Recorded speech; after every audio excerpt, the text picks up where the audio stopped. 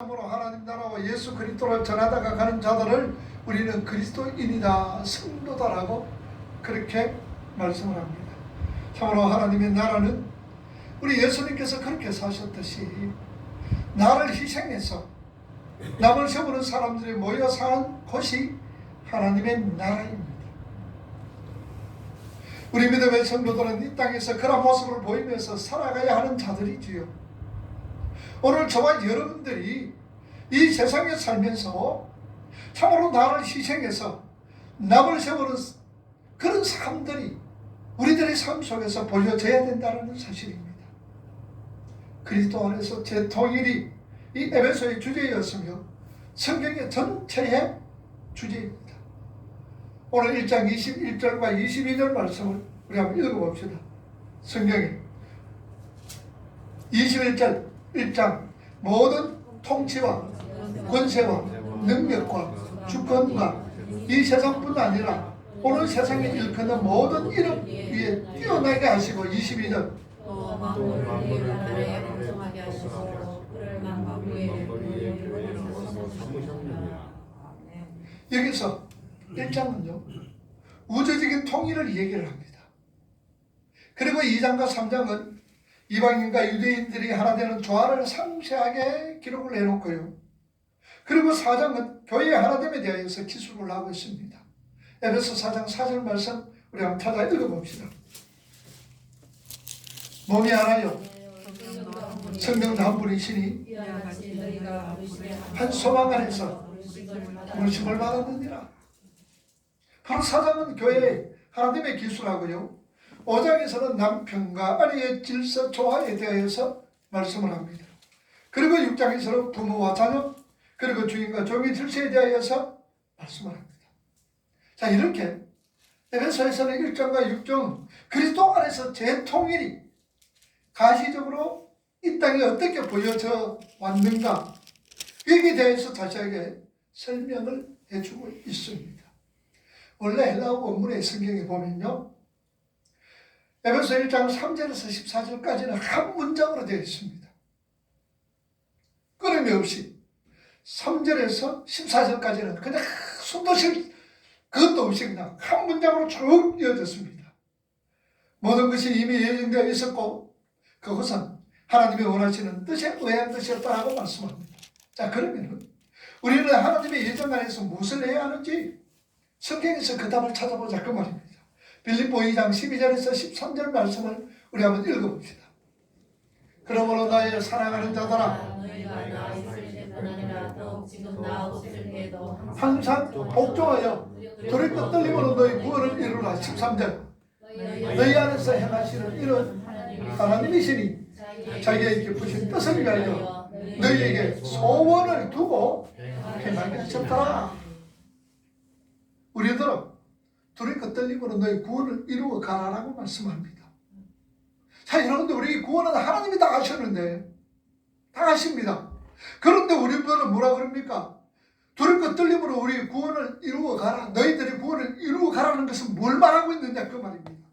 그것은요 우리의 노력과 우리의 열심을 하나님께서 이를 이루시는 방법과 수단으로 택하셨다는 사실입니다. 우리의 구원을 두렵고 떨림으로 이루어 가라는 이 말씀을 하나님께서 구원을 이루어 가시는데 여러분들의 노력과 힘성을 하나님께서 도구로 사용하시겠다는 말씀입니다. 하나님께서 그렇게 하시기로 하셨기에 우리는 그냥 수긍하는 것입니다. 이사야 40장 13절 말씀을 여러분 한번 보세요. 누가 여호와의 영을 시도하였으며 그의 모사가 되어 그를 가르치겠느냐. 로마서 11장 34절 말씀 누가 주의 마음을 알았느냐 누가 그의 모사가 되었느냐. 그러니까 하나님의 뜻을 하나님의 계획을 우리가 알 수 있다 그럽니까? 모른다 그럽니까? 알 수가 없다 그럽니다. 우리가 그 하나님의 뜻을 어찌 헤아릴 수 있겠느냐 그 말입니다. 도저히 이해 안 가는데 그런데 믿어진다는 그 사실이 우리를 놀라게 하고 있다는 사실입니다. 그것은 바로 8절과 9절에서 우리가 살펴봤잖아요. 자, 에베소 1장 8절과 9절 말씀 읽어봅시다. 이런 그가 모든 지혜와 청명을 우리에게 넘치게 하사 9절 그 뜻의 비밀을 우리에게 알리신 것이요 그의 기뻐심을 따라 그리스도 안에서 새가 찬 국민을 위하여 예정하신 것이니. 자, 이해가 안 되는데 그런데 믿어지는 거예요. 이해가 안 되는데 믿어지는 것은 왜 그렇습니까? 하나님께서 우리에게 지혜와 총명을 허락하셔서 그 비밀을 알게 하셨다라는 말씀입니다. 자, 그런데 하나님께서 그 비밀을 알리시는 것이 어느 날 기적적으로 갑자기 자고 일어나니까 알게 되었다는 것 아닙니다. 모르고 있었는데 어느 날 갑자기 자고 일어나보니까 알고 있었고 깨달아졌다는 게 결코 아니다라는 사실입니다. 여러분 에베소 1장 13절 말씀 한번 봅시다. 13절 그 안에서 너희도 진리의 말씀 곧 복음을 듣고 믿어 약속의 성경으로 인지심을 받았더라. 자, 여러분 보세요. 사람이요 우리 믿음의 성도 그리스도인이 되는 유일한 길이 뭡니까? 오늘 13절 보니까 진리의 말씀 즉 구원의 복음을 통하여서만이 가능하다 그 말입니다. 오늘 저와 여러분들이 그리스도인이 되는 것은 그 유일한 길은 진리의 말씀 구원의 복음을 통하여서만 가능하다는 얘기죠. 단순히 어떤 체험이나 경험, 소문, 추측으로 우리가 그리스도인이 될 수가 있는 건 아닙니다. 반드시 진리의 말씀, 구원의 복음을 듣고 이 들은 자에게 하나님의 지혜와 청량을 하나님께서 부어주시는 거예요. 그러므로 통해서 그 비밀을 알게 되고 그 다음에는 뭐가 됐다는 얘기입니까? 믿게 된다는 말씀. 자, 그러면은 진리의 말씀이요 구원의 복음의 내용이 뭐냐라는 얘기예요. 그것은 바로 그리스도의 인격과 그리고 우리 예수님이 행하신 일에 관한 것입니다.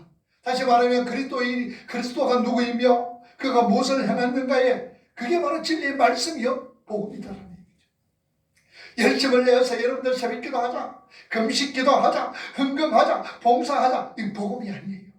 오히려 열심으로 새벽기도 하며 금식하면서 헌금하면서 봉사 이것은 오히려 우리 믿음의 성도들에게 짐이 되는 거예요. 그 복음 아니에요. 뿐만 아니라 하나님을 진심으로 찬양하자, 하나님 빼먹지 말고 예배하자, 열심을 내자 이것도 복음 아니에요. 이거 복음 아니에요. 착하게 살자, 선하게 살자, 인내하며 살면서 남을 도와주면서 살아가자 이것 또한 역시 복음이 아닙니다. 왜 복음이 아니에요? 그 속에 뭐가 빠졌습니까? 예수가 빠졌다는 사실입니다. 여러분들 복음이란 예수님이 누구이며 또한 우리 자신은 누구이며 그분이 우리를 위해서 행하신 일이 무엇이며 그로 말미암아 우리 신분이 어떻게 바뀌어졌고 우리는 어떤 상속을 받게 되었는가 이게 바로 복음이다라는 사실입니다. 그래서 이 복음을 믿고 깨닫게 된 자가 정말 우리 자신에게 그냥 쏟아부어지는 은혜가 너무나 감격합니다. 벅찹니다. 그래서 뭔가 그 사랑하는 대상을 위해서 나를 위해 십자가 피 흘려 돌아가신 그 예수 그리스도 하나님의 그 무한한 그 사랑을 위하여서 뭔가 하고 싶은 거예요. 뭔가 그분을 위해서 뭔가 구원받은 이 감격 때문에 하고 싶은 거예요. 그게 바로 소원을 두고 행하신다라는 말씀의 진리입니다. 그렇게 우리가 진리의 말씀과 구원의 복음을 전할 때에 하나님께서 하나님이 기쁘신 뜻대로 예정하신 어떤 하나님의 백성들이 그 하나님께서 주시는 지혜와 청명을 받아 그 기쁜 비밀을 알게 되고 구속 곧 죄 사함에 이르게 되어진다는 말씀입니다. 지금까지 이 말씀을 두 절로 정리해 드리겠습니다. 사도행전 16장 14절과 15절 말씀 한번 읽어보세요. 14절 시작. 도하더라 시에 있는 한 여자가 말을 듣고 있을 때 주께서 그 마음을 열어 바울의 말을 따르게 하시니라. 15절 그가 온 집이 다 세례를 받고 위에 청하여 이르되 만일 나를 주 믿는 자로 알거든 내 집에 들어와 누하라 하고 강건하여. 자, 사도 바울이 빌립보 지방에 이르렀습니다. 그러다가 안식일날, 주일날 기도할 곳을 찾다가 강가에서 여인들이 모여 앉아있는 것을 보았습니다. 그리고 나서 옳다거나 싶어서 그 여인들에게 사도 바울이 뭘 전합니까? 복음을 전합니다. 복음이 뭐라 그랬어요? 예수님이 누구신가? 그 내용? 예수님이 누구신가? 그리고 그분이 나를 위해서 하신 일이 무엇이며 우리가 그분으로 통해서 어떤 구원을 어떻게 해서 우리가 구원을 받았으며 어떤 무엇이 기업으로 우리에게 보증이 되시고 우리가 어떤 삶을 살아가게 되시는 거 이게 바로 복음이라고 그랬잖아요. 그래서 복음을 전합니다. 그랬더니 그것의 자주장사 루디아가라는 여인이 복음을 듣고 그 다음에 믿어 그리스도인이 됩니다. 그런데 어떻게 그 일이 일어나느냐 보니까 하나님께서 그 루디아 여인의 마음을 열어놓았더니 그렇죠. 열어놓았더니 그 다음에 그 루디아가 그리스도인이 된 거예요. 성령께서 그 루디아의 마음에 찾아오셔서 일을 시작하셨다라는 거죠. 그것을 사도 바울이 오늘 본문에서 성령의 인치심이다 라고 표현을 하고 있는 거예요. 다시 말하면 진리의 말씀과 구원의 복음을 알아듣고 예수를 믿고 그리스도인이 된 그 사실을 성령이 인치셨다라고 얘기를 합니다. 자, 그러면은 우리가 성경에서 이 인치심이 어떻게 사용되는가를 우리 한번 살펴봅시다. 요한복음 3장 31절 읽어봅니다. 위로부터 오시는 땅에 속한 것들을 말하는디라 하늘로부터 오시는 이는 만물이 계시나니 32절 그가 친히 보고 들은 것을 증언하되 그의 증언을 받은 자가 없도다. 33절 그의 증언을 받은 자는 하나님이 참되시다는 것을 인쳤느니라. 그러니까 복음을 받고 그 다음에 듣고 받아들이는 자들을 하나님께서 말씀하시는 것은 뭐라 그럽니까? 진리임을 동조하면서 진정으로 인정한다는 것을 나타내는 것이 바로 인치신다라는 거예요. 그래서 복음을 믿는다는 것은 그 말씀이 맞습니다. 그렇게 하셨던 말씀이 맞습니다. 진정 그렇습니다. 그리고 그 복음이 바로 나의 것입니다 라는 뜻이 복음을 받아들이고 믿는다라는 뜻입니다. 요한복음 6장 27절 말씀 보세요. 성을 양식을 위하여 이 양식은 인자가 너에게 주리니 인자는 아버지 하나님께서 무엇인 자라. 자, 그러니까 예수님을 누가 인쳤다 그랬어요? 하나님이 인쳐셨다라고 말씀을 합니다. 뿐만 아니라 마태복음 3장 17절 말씀에 예수님께서 세례를 받으시고 올라올 때에 하나님께서 뭐라고 말씀하십니까? 이는 내 사랑하는 아들이다, 내 기뻐하는 자라고 말씀을 하고 있습니다. 그러니까 하나님께서 직접 예수님을 자기의 아들이며 하나님이 기뻐하시는 자라고 말씀하시면서 이를 치셨다라는 얘기입니다. 자, 그러면 여러 가지 이적을 행하게 해주셨습니다. 누가복음 7장 22절 말씀을 한번 보세요. 예수께서 대답하여 이르시되 요한에게 알리되 맹인이 보며 못 걷는 사람이 걸으며 다병 환자가 깨끗함을 받으며 기먹은 사람들이 들으며 죽은 자가 살아나며 가난한 자에게 복음이 전파된다 하라. 자, 이 말씀은요 모두 이사야에서 예언된 메시아의 이적들입니다. 이런 어떤 이적들이 나타남으로 통하여 그분은 정말 하나님의 아들이시며 메시아이심을 보증해주는 인이었다라는 사실입니다. 자, 그런데 사람들이 그를 오해하고 사람들이 예수님을 배반하고 멸시하고 죽여버렸습니다만 그분은 역시 하나님의 아들이셨고 그분은 역시 하나님의 계획과 목적을 따라 하나님의 백성 외에 구세주가 되셨고 지옥의 권세가 대적한다 할지라도 하나님의 뜻이 그 안에서 이루어집니다. 그러면은 성령의 인치심을 받은 우리는 어때야 되느냐?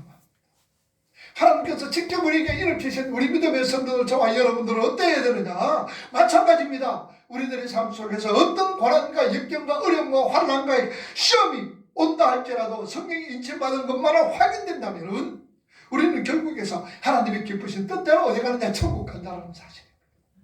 성령이 우리를 인쳐주셨습니다. 그런데 우리 삶 속에 고난이 있습니다. 역경이 있습니다. 환난이 있습니다. 죽을 지경입니다. 그런데도 나는 하나님의 자녀다. 하나님께서 나를 인쳐주셨다는 이런 확신만 있으면 하나님이 기쁘신 뜻대로 오늘 저와 여러분들은 모두가 어디 간다고요? 천국 간다라는 말씀입니다. 계시록 7장 2절과 4절 말씀 봅시다. 또 보면 살아계신 하나님 여인을 가지고 해돋은 데로부터 올라와서 땅과 바다를 해롭게 한 권세를 받은데 천사를 향하여 큰 소리로 외쳐 이러되 우리가 우리 하나님의 종들의 이마에 멈추기까지 인치기까지 땅이나 바다나 나무들을 하지 말라 해하지 말라 하더라. 4절 그가 내가 인침을 받은 자의 수를 들으니 각집파 중에서 인침받은 자들이 14만 4천이었더라. 14만 4천은 상징적인 숫자죠. 그러니까 우리는 바로 그 하나님의 인을 맞았던 성도입니다. 저와 여러분들.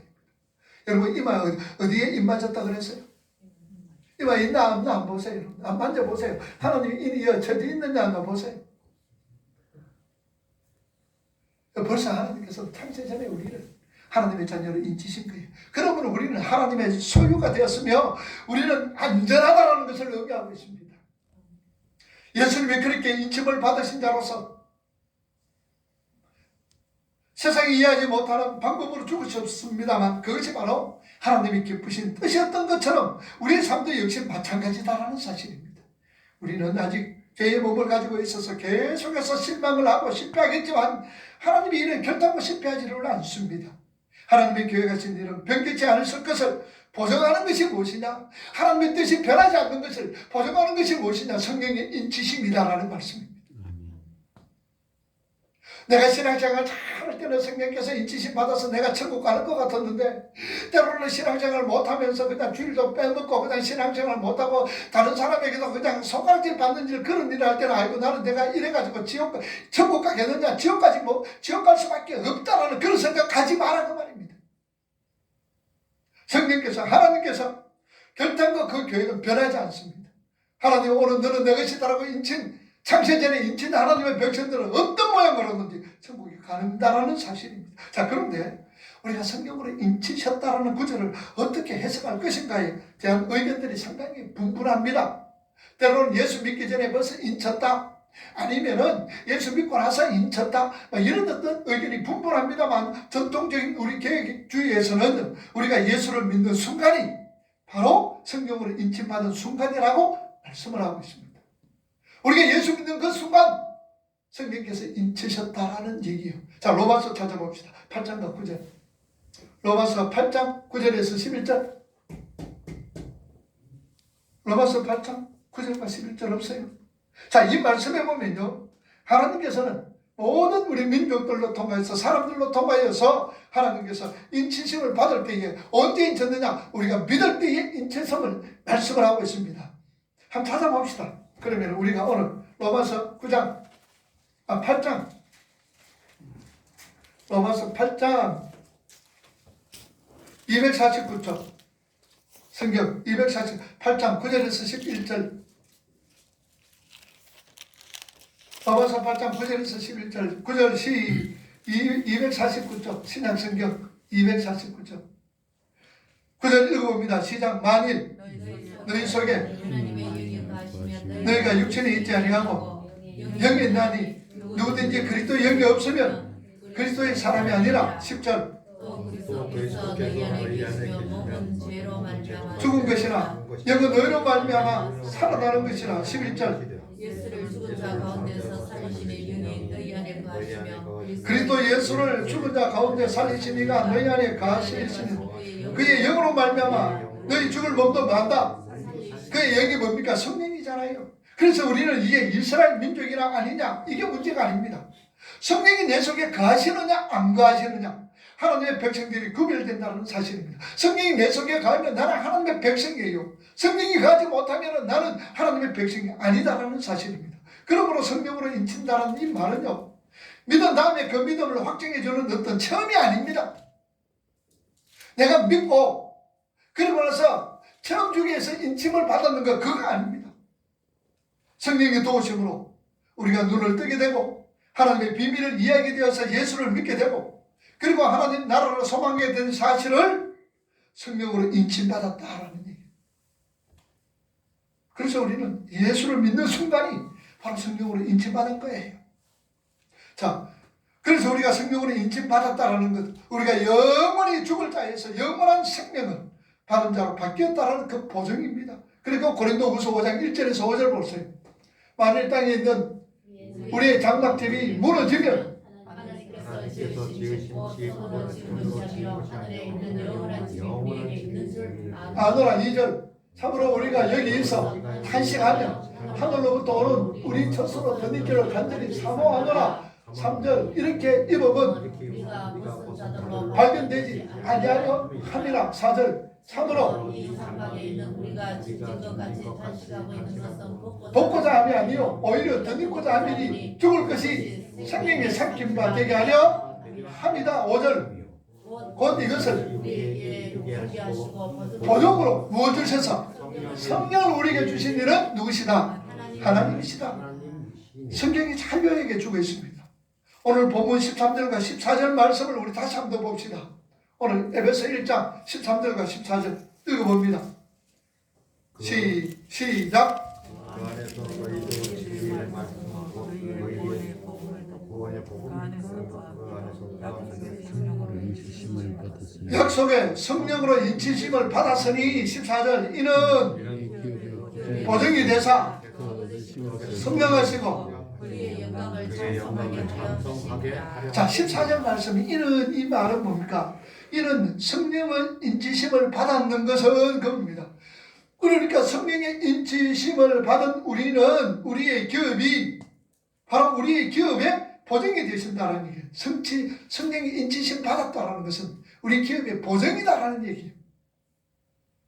사도 바울은요, 성령의 인치심과 보증을 항상 떨어지지 않는 불가분의 관계로서 연결시키고 있습니다. 자, 고린도후서 1장 22절 한 번 더 봅시다. 그가 또한 우리에게 인치시고 보증으로 우리 마음에 뭘 주셨어요? 성령으로 주셨다. 자, 여기에서 보증이란 이 말은요, 헬라 원문에 보니까 알라본이란 이 말입니다.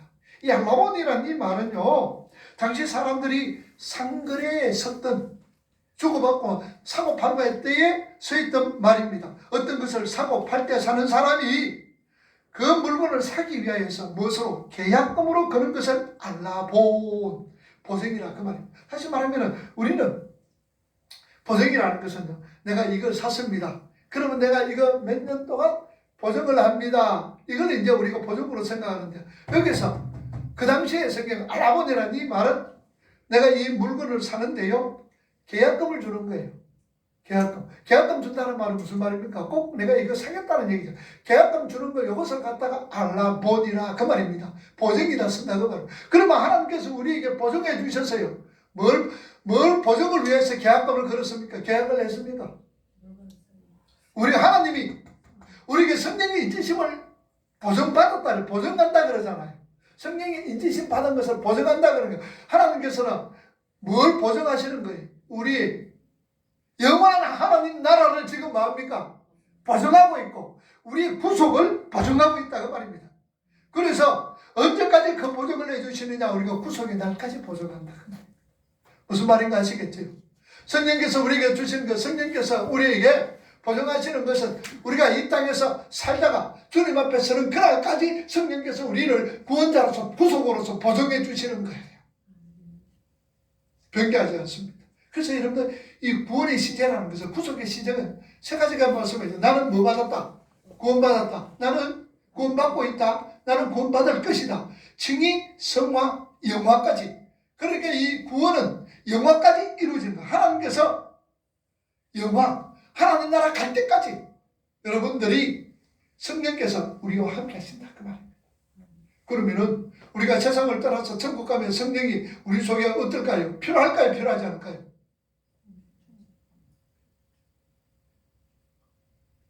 우리가 이 세상에 살아가면서 그러다가 천국 갑니다. 천국 가면 성령께서 필요해야 안 필요할까요? 내 속에 있는 성령이. 자, 물건 계약금 해서 계약금 줬어요. 여기 보증이에요. 그리고 물건 다 지불해서 그러면은 이제 이거 누구예요? 내가 되지요. 내가 됩니다. 여러분, 성령께서는요, 이제는 우리가 하늘나라에 가면은 성부, 성자, 성령 하나님하고 같이 우리가 살아가는 거예요. 내 속에 계시는 거 아니에요. 지금은 내 속에 계세요. 지금 어디 계신다고요? 내 속에 성령께서 계시는 거예요. 그래서 고린도전서 3장 16절에 너희가 성령이 거하시는 성전인 줄 알지 못하느냐 그래요. 성령이 전이다 그 말입니다. 무슨 말인지 아시겠죠? 지금 우리 속에 계셔가지고 우리를 보증하는 게 어디까지? 천국 갈 때까지 성령께서 우리를 꼭 붙들어서 보증해 주시고 인도해 주시는 거예요. 그리고 우리가 천국에 가면은 성령 하나님과 우리가 같이 살아가는 거예요. 그 말씀을 하고 있는 거예요. 참으로 우리가 보증으로 성령으로 주셨다라는 것은 이 구속이 완전히 완성되어서 그 하늘과 새 땅에서 그 삶의 맛을 우리가 이 땅의 삶 속에서 완전체를 앉지만 볼 수 있게 해주는 것. 그래서 동일한 기쁨과 평안함과 안식을 가끔 우리가 맛볼 수 있도록 성령께서 보정으로 우리에게 주신 거예요. 그래서 우리가 세상 살아가면서 그래도 천국의 기쁨, 즐거움, 감사가 내한테 있잖아요. 그게 성령의 보정입니다. 로마서 8장 23절 말씀을 봅시다. 그뿐 아니라 선익은 열매를 받은 우리까지도 속량을 기다리느니라. 이 땅에 살고 있는 우리 믿음의 성도들을 성령의 점 익은 열매를 받은 우리다라고 표현을 합니다. 그들이 무엇을 기다리고 있습니까? 우리 몸의 무엇을? 속량을 기다리고 있다. 구속을 기다리고 있다라고 말합니다. 구속은 구원의 최종적인 완성을 의미한다라고 얘기했지요. 영광까지라 그랬습니다. 여기서 성령의 인지심을 성령의 점 익은 열매를 받았다라고 얘기를 합니다. 자, 우리 사람들은 농사를 지어요. 농사를 지면요, 나가서 농사를 지을 때에 이제 추수를 합니다. 추수를 하면은 추수하기 전에 얼마쯤을 이렇게 이삭을 잘라와가지고 밀가루를 만들어서 밀가루를 해서 빵을 쪄 먹습니다. 빵을 쪄 먹으면은 그 빵 맛이 참 맛있으면 야, 원래 전체 농사 잘 된 것이구나. 근데 빵 맛이 없어. 그러면 야, 이거 원래 이 농사는 망쳤구나라고 판단을 합니다. 다시 말하면 성령의 점 익은 열매라고 표현하는 것은요, 그 성령의 인지심으로 말미암아 우리가 천국에서 누리는 그 영광과 기쁨과 또 충만함을 미리 맛볼 수 있다라는 의미에서 성령의 첫 열매요, 또한 보정이라고 표현했다라는 사실입니다. 그러니까 성령의 인지심을 받은 사람들은 이 땅에서 성령으로 말미암아 천국의 맛을 미리 보는 자들입니다.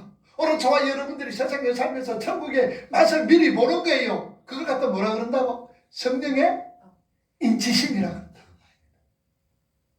이 땅에 살면서, 육을 입고 이 땅에 살면서 천국의 기쁨을 좀 맛보는 거예요. 천국의 즐거움과 감사와 기쁨을 맛보는 거, 이걸 갖다 뭐라 그런다고? 성령의 인지심이다. 그 말. 우리가 이 세상에 살면서. 그래서 그 성령은 하늘에 있는 것이나 땅에 있는 모든 것들이 그리스도 안에서 재통일, 이렇게 팔라오 재통일되는 날, 하나님의 계획의 완성의 날에 우리가 누릴 모든 것을 이 땅에서 미리 맛볼 수 있도록 하는 게 보증이며 계약금이며 처음 익은 열매다. 그 말입니다. 그래서 쉽게 여러분들 생각하면은 우리가 이 땅에서 천국의 맛을 갖다 요만큼 보고 있는 걸 이걸 갖다 뭐라고 그런다고? 성령의 인지심이다. 그 말입니다. 보증이다. 그 말입니다. 계약금이다. 그 말입니다. 우리가 늘 죽으라는 게 이겁니다. 신앙생활 하다 보면은 기쁨이 있고 즐거움이 있고 감사가 있고 그러는 거, 그게 우리가 천국의 기쁨입니다. 자, 그래서 우리는 예배를 통하여서 교회가 모이는 것을 통하여서 그러나 하나님 나라 삶의 맛보기를 체험할 수가 있는 거예요. 여러분